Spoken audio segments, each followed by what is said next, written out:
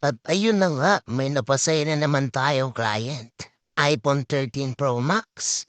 Patay eto pero naayos pa natin. Alright! At dito nga, i-diagnose na natin kung ano ang sira ng cellphone ni ma'am.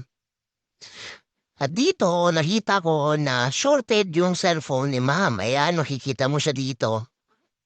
Mataas ang current dyan sa ating power supply. Ayan, titingin dyan o. Ayan o.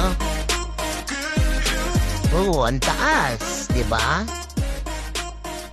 At ngayon, ang gagawin natin ay papainitin na natin siya bago naalis sa biyakin. Tulong, bibiyakin na natin siya. Hahatiin natin siya sa dalawa. Parang ganito.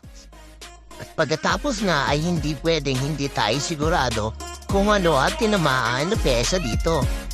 Pero sa tingin ko, ay capacitor lang ito kaya tatanggalin lang natin to.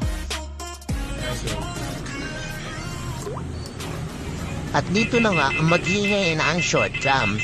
Ituturo niya kung anong salarin.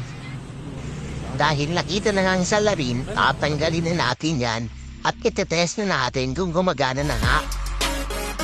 At ayun na nga, gumagana na siya. Napakalupit!